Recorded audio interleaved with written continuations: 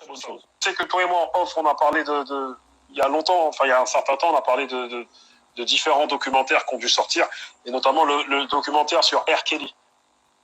Tu m'avais parlé du documentaire sur R. Kelly et... et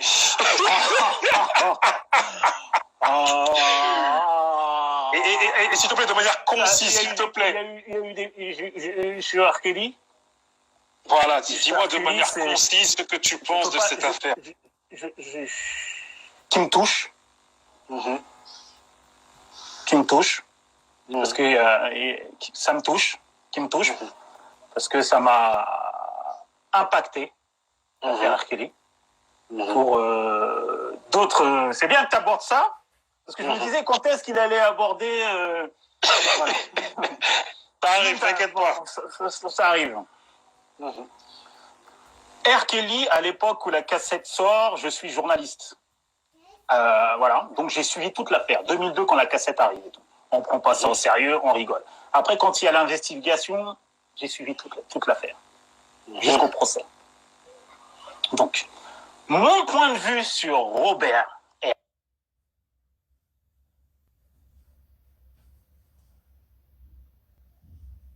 R. Kelly. Monsieur Robert Kelly, dis-nous tout. Mon point de vue sur Robert R. Kelly, c'est un pervers narcissique. Voilà. C'est un pervers narcissique. Donc, sur le plan moral, pour moi, il est discrédité. Sur le plan moral, pour moi, il est discrédité. Mais quand on va sur le pénal, jusqu'à preuve du contraire, R. Kelly est innocent. Okay. Moi, j'ai pas vu les documentaires de 6 heures. Pourquoi ?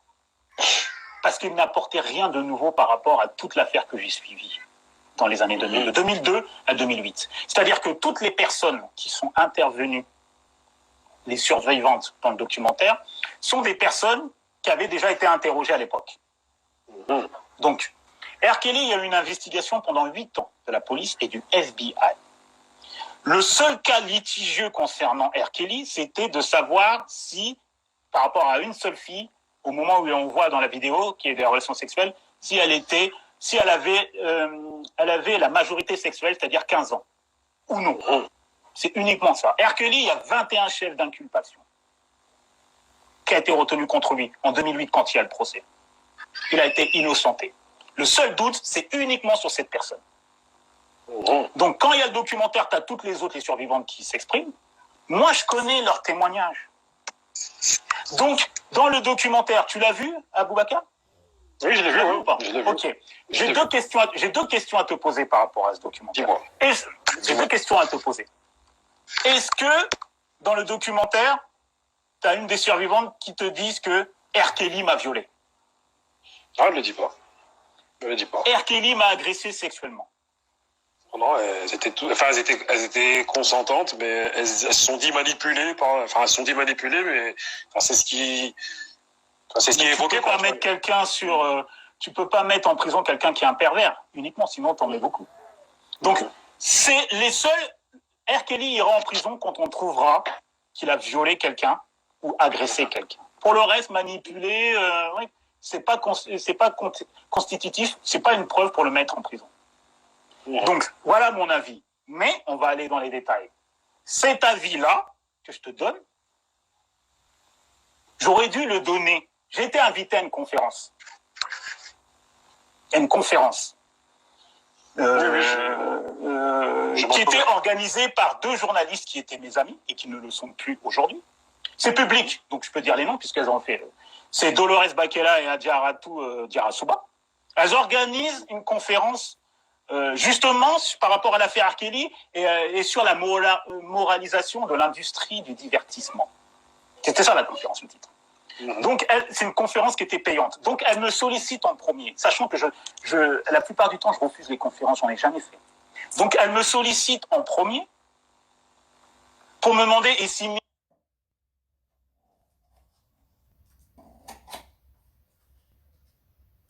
on sait ce que tu fais, ça fait une vingtaine d'années que tu es journaliste, tu connais la musique, tu as suivi l'affaire R. Kelly. Nous, je sais que c'est un sujet sensible et tout, on aimerait bien que tu fasses partie de la conférence et tout, dans le panel et tout, tu es le premier à qui on demande. Je dis, ok, comme je vous connais les filles depuis quelques années et que je vous apprécie, je le fais. La conférence, elle me précise, la conférence, elle est payante, on n'a pas beaucoup de moyens, il y a d'autres gens du panel qui seront payés et tout. Je dis, moi, il n'y a pas de problème, je le fais pour vous, les filles. Chez moi, il n'y a pas de souci. Je le fais. Donc, j'avais donné mon accord. Après, elle me disait, ouais, il y aura peut-être d'autres personnes. Je dis, voilà. Ensuite, donc, je suis le premier à qui donne mon accord pour participer à la conférence. C'était en février 2019. Donc, elle commence à communiquer sur mon nom et ma photo sur les réseaux sociaux. Après, ensuite, j'apprends qu'il y a Maboula Soumaro, quelqu'un que je connais, Sindanu Kasongo de BET, que je connais, et Sarah Kwaka de Nofi, que je connais. Donc moi, j'accepte de le faire gratuitement, parce que la conférence était payante, parce qu'après, il y avait un DJ set et tout. Donc après, elle me disait que certains seront payés. Je dis, moi, c'est pas un problème. Je le fais pour vous. Moi, je le fais pas, tu vois. Je le fais parce que j'ai envie de le faire. Et c'est bien d'expliquer un peu le point de vue concernant la moralisation de l'industrie du disque à travers R. Kelly, parce que il y a une jurisprudence aujourd'hui avec R. Kelly concernant les zones noires, et je t'expliquerai un petit peu plus tard pourquoi. Donc, elle communique sur moi. Tout se passe bien jusqu'à 48 heures de l'événement. 48 heures de l'événement, qu'est-ce qui se passe? Je raconte cette histoire parce qu'elle est publique. C'est public. Tu vois, c'est pas en off. Qu'est-ce qui se passe? Donc, elles ont créé une page événementielle sur Facebook. Tu crées une page événement pour annoncer un événement et tout. Donc, il y a ma photo en premier. Qu'est-ce qui se passe? Il y a un commentaire. Qui sous-entend que je suis un harceleur sexuel. Qui sous-entend. D'une nana, d'une femme, d'une pseudonyme femme noire. Qui sous-entend que je suis un harceleur sexuel. Pourquoi un harceleur vient parler, parce que R. Kelly était accusé d'harceleur. Un harceleur parle d'un autre harceleur, R. Kelly, tu vois, ça sous-entend que je suis comme R. Kelly, donc je suis problématique avec les femmes noires, harceleur sexuel. Dolores m'avertit. Et elle me dit aussi sur Twitter, il y a un message qui dit que Essimi Mevege est un harceleur de femmes noires. Sur Twitter. Pseudonyme, hein. Tu sais, en pseudonyme et pas la photo, tu vois, c'est un pseudonyme et tout. Tu fais pas trop attention. Donc au début, je me dis, ouais, c'est bon. Mais le message sur Facebook, qui sous-entend que je suis un harceleur sexuel, m'interpelle. Donc, je réponds à la personne qui marque le message. Je dis, mais qu'est-ce qui vous arrive là? D'où sortez? Pourquoi vous dites ça et tout? C'est quoi votre souci là? Voilà. C'est quoi votre souci? Ce qui se passe, Dolores m'appelle, me dit d'enlever le message. Mon message à moi. Mais pas le message qui sous-entend que je suis un harceleur sexuel. Je lui dis, ok, j'enlève le message, à condition que tu retires le message où on dit que je suis un harceleur sexuel. Qui sous-entend que je suis un harceleur. Pas explicitement, mais qui sous-entend que je suis un harceleur sexuel. Dolores a donc à retirer mon message, et puis je vois qu'elle ne retire pas le message de la personne. Donc, moi, j'appelle Dolores plusieurs fois, j'ai dit, retire le message. Elle me dit, ouais, je vais le retirer. Elle ne retire pas. Retire le message. Elle me dit, non, je ne peux pas le retirer. Je fais, mais tu es administrateur de la page. Tu peux retirer uniquement le message en dessous de ma photo. Parce que le message sur Facebook, c'était en dessous de ma photo. Tu vois? Donc, ce qui se passe, c'est que je demande à Dolores, bon, supprime la page. Supprime la page événement où il y a ma photo dessus. Donc, elle supprime. Mais je sens que, il y a un truc, tu vois, je sens que ça tique, il y a quelque chose qui va pas. Bon, bref, ça suit. Donc, je vais sur Twitter, je vois quelqu'un, une nana en pseudonyme qui dit Essimi Mevege est un harceleur de femmes noires. C'est la première fois que je parle de cette histoire et ça sera la première et la dernière fois. Tu vois, tu me donnes l'occasion, tu vois, comme on aborde R. Kelly, voilà, ça me permet de…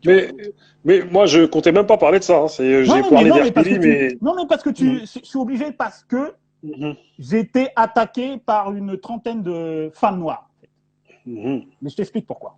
Avec l'affaire R. Kelly. Donc, quand tu me parles d'R. Kelly, je te dis pourquoi ça m'a impacté. Et je vais t'expliquer pourquoi. Donc, la personne qui poste le message sur Twitter, pseudonyme, on ne sait pas qui c'est, je ne ferai pas attention. On est à 48 heures de l'événement. donc qui devait avoir lieu le vendredi, et on est mercredi. On est mercredi. Non, on est jeudi. On est à 24 heures l'événement. On est jeudi, en fait, quand ça arrive. Quand ça arrive. Donc, je m'en fous, en fait. Donc, la nuit passe, jeudi. Le lendemain, le jour de l'événement, je vois sur Twitter, bing, le message de la nana est repris je ne sais pas combien de fois, peut-être une cinquantaine, centaine de fois, retweeté, liké. Et tu as plein de meufs qui disent oui, c'est vrai, c'est un harceleur. Oui, c'est vrai, c'est un harceleur. Oui, c'est vrai, c'est un harceleur. Oui, c'est vrai, c'est un harceleur. Quasiment que des nanas, que des femmes noires en sous pseudonyme. Tu te dis bon, c'est pas grave. Et il y a un changement parce que là où ça bascule, c'est qu'il y a d'autres personnes qui rentrent en lice à Boubacar. Et parmi les personnes, il y en a 3, j'en cite que 3 parce que c'est les personnes les plus connues, parmi les personnes qui vont confirmer, soi-disant, que je suis un... Alors, je ne sais pas, hein. Harceleur de femmes noires, on ne sait pas si je les harcèle moralement ou si je suis un harceleur sexuel. Harceleur, simplement. Et ça arrive au moment de la Ligue du LOL. Donc, tu vois, donc on veut m'attaquer, en fait, sur mon intégrité d'homme noir, sur mon travail, sur mon éthique et sur ce que je représente depuis 25 ans que je suis dans les médias. Et parmi les gens qui confirment et qui va extrêmement loin, il y a Rokhaya Diallo. Rokhaya Diallo dit que je suis un harceleur, effectivement que c'est vrai, que je suis un danger public, que je l'insulte, que je la menace. Il y a Rokhaya Diallo, il y a Amandine d'Ouvrir la Voix, qui elle carrément, dit que je l'ai menacé, que je la harcèle, parce qu'on m'a... Voilà. Et tu as aussi Laurent Safou. Tu vois qui c'est? Celle qui écrit des livres, des BD pour petites filles. Qui elle aussi, oui c'est vrai, je cite ces 3-là, mais il y en a d'autres, hein, mais parce qu'elles n'arrivent pas à masquer, tu peux les identifier. Donc, par rapport à ça, je dis rien, mais il y a Dolores et Adiaratou qui m'appellent, qui commencent à tiquer, qui commencent à dire ouais, peut-être qu'on ne va pas te mettre, parce qu'on a la pression, on fait pression sur nous pour ne pas te mettre dans le panel. À la veille, pour ne pas te mettre dans le panel. J'ai dit les filles, vous savez pourquoi, vous connaissez mes désaccords politiques avec Rokhaya Diallo. C'est que des désaccords politiques sur stratégie et tout, avec Rokhaya Diallo, avec Amandine Gay, avec Laurent Safou. Elle ne découvrait pas Dolores et Adiaratou. Elle savait que depuis des années, et ceux que les gens ne savent pas, qui découvrent peut-être ce soir, entre moi et Rokhaya Diallo, nous avons des désaccords profonds. Voilà. Nous avons des désaccords profonds. Donc, on leur fait pression. Je leur dis, mais tenez le coup. Vous me connaissez, les filles. On se connaît depuis des années, on se parle souvent, il y a de la bienveillance entre nous, il n'y a pas de souci. Mais je sens qu'il se passe quelque chose à Boubacar. Par rapport toujours concernant R. Kelly, tu sais, c'est sur l'histoire. C'est pour ça que je dis qu'il faut que je te parle. Je sens qu'il y a un problème. Mais je ne dis rien. Mais je sens qu'après, c'est plus la même chose. Elles me disent, bon, ok, on va te rappeler. C'est le jour de la conférence, à midi. Elle m'appelle, elle me dit, ouais, mais Simi, c'est compliqué, nanana, on a trop de pression. J'ai dit, écoutez les filles, ne cédez pas. Si vous cédez, vous êtes morte. C'est fini. Elle me dit, ouais, on te rappelle. Je devais aller à la conférence à 19h30. Il est 13h. Personne ne me rappelle pas. Il est 14h. Personne ne me rappelle pas. Elle ne me rappelle pas. 15h, à un moment, je prends mon téléphone, je dis, ok, les filles, vous avez décidé? Elle me dit, ouais, on va te rappeler. 17h, elle me rappelle. Elles me disent, bon, Simi, on a décidé que tu ne fais plus partie du panel. On te retire. Les gens qui étaient amis avec moi depuis de nombreuses années à qui on se côtoyait, on discutait, me disent, on te retire, mais tu peux venir t'expliquer devant tout le monde sur les accusations de harcèlement. J'ai dit, mais vous rigolez, les filles. J'ai accepté de faire la conférence gratuitement sans être payé. Vous m'avez demandé si je pouvais le faire, j'ai dit oui, sans rien demander. Et là, vous cédez à de la calomnie, à de la diffamation, par des filles qui vous appellent, qui disent non, il ne faut pas l'inviter, qui font pression sur vous, et vous cédez. Vous me dites que je ne fais plus partie du panel, donc je ne pourrais même plus venir avec les autres sur scène, mais que je viendrai me justifier sur des accusations de harcèlement. J'ai dit, mais vous êtes sérieuse? Je ne viens pas. J'ai dit, c'est pas la peine. À peine raccroché, elle publie un communiqué sur Twitter, parce que tout ça, ça s'est passé sur Twitter. Elle publie un communiqué sur Twitter que je qualifierais de putassier. Putassier, pourquoi? Parce qu'elle parle de moi comme si j'étais un inconnu, comme si elle ne me connaissait pas. Ouais, Simi, un mec qui bosse maintenant dans les médias depuis un certain nombre d'années. Voilà. Nous avons été avertis par de nombreuses femmes qu'il y ait des accusations graves d'harcèlement. On a reçu des témoignages et des captures d'écran. Je fais, ah ouais? Je fais jusqu'aujourd'hui, là, je les attends, moi, les captures d'écran. Moi, j'ai rien à cacher. Tout le monde peut venir sur mes réseaux sociaux. Tu me connais, Aboubacar. Moi, je n'ai rien à cacher. Tout le monde peut venir sur mes réseaux sociaux, parler avec moi. Je n'ai insulté personne. Sinon, on aurait fait des captures, avec le statut que j'ai, sinon, on aurait fait des captures d'écran. On aurait montré, voilà ce qu'il dit à propos des femmes noires. Donc, soi-disant, on leur a transmis les témoignages. J'attends toujours. Mon avocat aussi, on attend. Avec des captures d'écran, j'attends toujours. Donc, elle dit ça. À Marsa, oui, on a reçu des captures d'écran, donc on lui a proposé de venir s'expliquer. Il n'a pas voulu. Il ne vient pas. Tout en précisant que c'est moi qui ai décidé de ne pas venir. Ce n'est pas marqué dans le communiqué. Donc, elle me lâche. Je ne fais pas de soucis. Et elles font leur conférence. Mais ce que je voudrais dire, c'est que Rokhaya Diallo, qui se plaint que parfois elle se fait censurer, ou parfois elle devait faire une conférence à Toulouse et qu'on lui a empêché, que le maire de Toulouse lui a empêché de faire la conférence, ou alors qu'elle a été, tu te rappelles, je ne sais pas si tu te rappelles, dans un comité concernant le numérique, où elle a été exclue par des décisions, par des décisions politiques, a participé pour qu'on m'empêche de parler, a fait pression pour qu'on m'empêche de m'exprimer. Tu te rends compte? Donc elle fait exactement la même chose que ce qu'elle dénonce. Donc c'est pour ça que j'en parle aujourd'hui, parce que j'étais empêché. Elles ont fait pression pour pas que je participe au panel, et Dolores Bakela et Adjaratou Diarasuba ont cédé à cette pression. Ce qui s'est passé, c'est que je n'ai jamais répondu sur Twitter, parce que je ne voulais pas alimenter la chose. Mon avocat a dit, tu dis rien, tu laisses passer. Ça a duré 48 heures, parce que le lundi d'après, il n'y avait plus rien.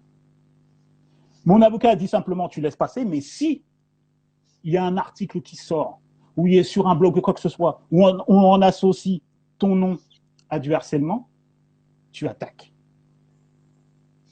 Donc voilà, ça s'est passé en février 2019. Je devais faire une conférence sur R. Kelly et la moralisation de l'industrie du disque. Je n'ai pas pu m'exprimer. C'est pour ça que quand tu me parles de R. Kelly, comme je te dis, ça me touche. C'est la première fois qu'on m'empêche de parler. Et parmi les personnes, et Rokhaya Diallo, c'est pas n'importe qui. Hein. Quand tu as dit quelque chose sur Twitter, tout le monde la suit. Hein. Tout le monde pense que c'est la parole d'évangile.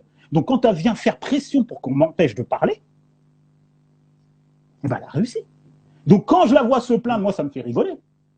Ouais, je peux pas parler et tout. Attends, tu fais la même chose, tu fais la même chose aux autres. Tu fais la même chose aux autres. Donc j'ai été déprogrammé, Aboubacar. On m'a empêché de parler. Rokhaya Diallo, Amandine Gay et Noran Safou m'ont empêché. Et toute leur clique, parce que c'était 30 femmes, ont fait pression sur Dolores et Adjaratou, qui ont cédé et qui ont décidé que je ne pouvais plus intervenir sur la base de que dalle, sur la base de rien, uniquement pour me dénigrer. Donc voilà, c'est tout. Et concernant, après, on revient, quand je dis c'est un tournant l'affaire R. Kelly ça crée une jurisprudence, pourquoi? Parce que au moment, le mouvement MeToo, dirigé par Tarana Burke, une afro-américaine, elle clairement, donc je peux le citer publiquement, elle l'a dit clairement, moi je m'en prends qu'aux hommes noirs. Moi, les hommes blancs, ça ne me dérange pas. D'ailleurs, c'est elle qui lui est impliquée dans une histoire d'agression sexuelle. Donc, comme je te dis que ça, c'est la jurisprudence d'R. Kelly, ça fait que ça a touché un mec comme Kobe Bryant, tu as vu qui a été victime à sa mort par Oprah Winfrey et Gayle King qui ont dit que, surtout Gayle King, la journaliste, qui a dit que ouais, il a été accusé de viol et tout, alors que le mec, il a été innocenté, la personne qui l'accusait a menti. Ça éclabousse un mec comme Chris Brown. Ça éclabousse aussi, ça commence avec, je te dis, Nas aussi, puisque tu as Télis qui, il y a quelques mois, avait parlé pour dire que Nas l'a violenté. Ça, tu vois, c'est la jurisprudence R. Kelly où on dit maintenant, est-ce qu'on doit supprimer les œuvres d'R. Kelly? C'est ça la question. Est-ce qu'on supprime les œuvres de Roman Polanski? Non. Ben, j'allais justement parler de Roman Polanski, hein, t'as vu, auquel on parle du fait de dissocier l'homme de son œuvre et toutes ces choses-là, tu vois. Non. Donc tu vois. Donc tu vois. Donc ça nous est. Donc moi, on a voulu, à travers la Ligue du LOL, qui dénonçait à juste titre et avec témoignages, preuves à l'appui, que des mecs harcelaient des journalistes. Donc il y a une partie de fans noirs qui se sont décidés, on va se faire un journaliste et signer qu'on est. Pourquoi il y a des divergences? C'est des divergences politiques. Le stratégique, c'est uniquement là-dessus. Moi, j'insulte personne, moi. C'est uniquement là-dessus. Et quand Rokhaya dit que je suis un harceleur, ça me fait rigoler. L'un de ses meilleurs amis, Yacine Bellatar, et là, je peux parler, puisque c'est public, a été mis en garde à vue pour harcèlement et menace de mort. A été mis en examen pour ça. Il y a eu un dossier sur lui dans Mediapart de 5 pages qui explique comment le gars se comporte avec les femmes. Et c'est l'ami de Rokhaya Diallo. Rokhaya Diallo le soutient tout le temps. Donc, elle soutient son ami, elle a le droit, Yacine Bellatar. Mais moi, pour me dénigrer, balance sur les réseaux sociaux, notamment sur Twitter, que je la harcèle, que je suis un harceleur. C'est ça. Voilà la situation. Donc, quand tu viens parler de R. Kelly, c'est intéressant. Moi, c'est pour ça que je te dis, ça me touche. Parce que Rokhaya Diallo a fait pression pour que je ne puisse pas m'exprimer. Surtout qu'elle, c'est marrant, c'est elle qui parle de liberté d'expression. Et ben, elle a fait pression pour que je ne puisse pas parler et ça a marché. Voilà. En tout cas, tu as pu t'exprimer sur cette tribune et franchement, quand je t'ai parlé d'R. Kelly, je ne pensais pas à... Parce que moi, je devais aller filmer cet événement à la base. Et du coup, j'ai pas suivi tout ce qui s'est passé depuis. Et, ben voilà. Enfin, même pendant que ça se passait, je l'ai pas suivi parce que je suis pas trop sur Twitter. Tu devais aller à l'événement d'Adiaratou et de Dolores? Ouais, je devais aller filmer en fait. Enfin, je comptais y aller sans. Ouais, mais j'étais dans le panel. Je devais être dans le panel. Je comptais y aller en tout cas. En tout cas, t'as pu t'exprimer. Honnêtement, et là, ce qui s'est passé, je leur pardonnerai jamais. Hein. Parce que moi, je suis sincère. Moi, en amitié, c'est la sincérité. Tu me trahis, c'est même pas la peine. Je leur ai dit. Hein. Donc, c'est public. Je leur ai dit. Hein. Tout ça, c'est pas en off parce que c'est public, ça a été publié, c'est elles qui organisaient. Elles ont fait le communiqué. Voilà. Je leur ai dit, je les ai prévenus. Voilà, c'est public. Voilà, c'est tout. Voilà.